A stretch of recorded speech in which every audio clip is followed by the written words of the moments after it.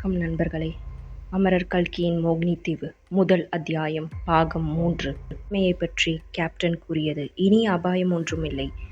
கம்பி இல்லாத தந்தியில் மறுபடி செய்தி வரும் வரையில் இங்கேயே நிம்மதியாயிருக்கலாம் என்றார் கேப்டன். பிறகு அந்த தீவை பற்றி விசாரித்தோம். அதற்கு பெயர் மோகினி தீவு என்று கேப்டன் கூறி இன்னும் சில விவரங்களையும் தெரிவித்தார். இலங்கைக்கு தென்கிழக்கே 3 நாள் பயணம் தூரத்தில் அந்த தீவு இருக்கிறது. அநேகருக்கு அத்தகைய தீவு ஒன்று இருப்பதே தெரியாது.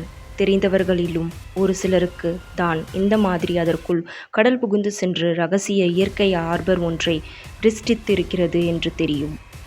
அது சின்ன சிறிய தீவுதான். ஒரு கரையிலிருந்து இன்னொரு கரைக்கு 3 காத தூரத்துக்கு மேல் இராது. தற்சமயம் அந்த தீவில் மனிதர்கள் யாரும் இல்லை. ஒரு காலத்தில் நகரத்தில் இருந்த சிறந்த மக்கள் அங்கே வாழ்ந்திருக்க வேண்டும் என்பதற்கான சின்னங்கள் பல இருக்கின்றன. அஜந்தா, எல்லோரா, மாமல்லபுரம் முதலிய இடங்களில் உள்ளவை போன்ற பழைய காலத்து சிற்பங்களும் பாழடைந்த கோவில்களும் மண்டபங்களும் அத்தீவில் இருக்கின்றன. வளம் நிறைந்த அத்தீவில் மக்களை குடியேற்றுவதற்கு சில முயற்சிகள் செய்யப்பட்டன. அவை ஒன்றும் பலன் தரவில்லை. சில நாளைக்கு மேல் அந்த தீவில் வசிப்பதற்கு எவரும் இஷ்டப்படவில்லை. ஏதேதோ கதைகள் பல அத்தீவை பற்றி சொல்லப்படுகின்றன. தெரிகிறதே, அந்த குன்றின் மேல் ஏறி பார்த்தால் நான் சொன்ன பழைய காலத்து சிற்ப அதிசயங்களை எல்லாம் பார்க்கலாம். இதற்கு முன்னால் ஒரே ஒரு தடவை நான் குன்றின் மேல் ஏறி பார்த்திருக்கிறேன். ஆனால் அத்தீவுக்குள் போய் பார்த்தது கிடையாது என்றார் கப்பல் நாயகர். கேட்டதும் அந்த குன்றின் மேல் ஏறி பார்க்க வேண்டும் என்கிற அடக்க முடியாத ஆர்வம் என் மனதில் ஏற்பட்டுவிட்டது. பழைய காலத்து சிற்பம், சித்திரம் இவற்றில் எனக்கு உள்ள சபலம் தான் உமக்கு தெரியுமே. கேப்டன் கூறிய விவரங்களை கேட்ட இன்னும் சிலர் என்னை மாதிரியே ஆசை கொண்டதாக தெரிந்தது.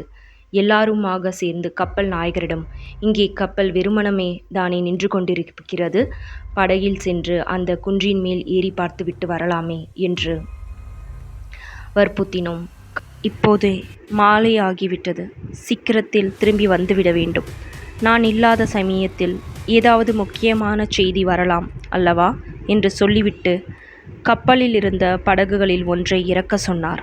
கேப்டனும் நானும் இன்னும் 4-5 பேரும் படகில் ஏறிக்கொண்டோம்.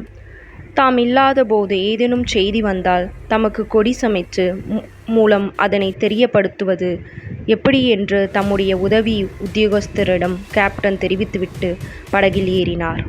அங்கு சென்று அவர்கள் என்ன பார்த்தார்கள் என்பதை அடுத்த பாகத்தில் பார்ப்போம். நன்றி.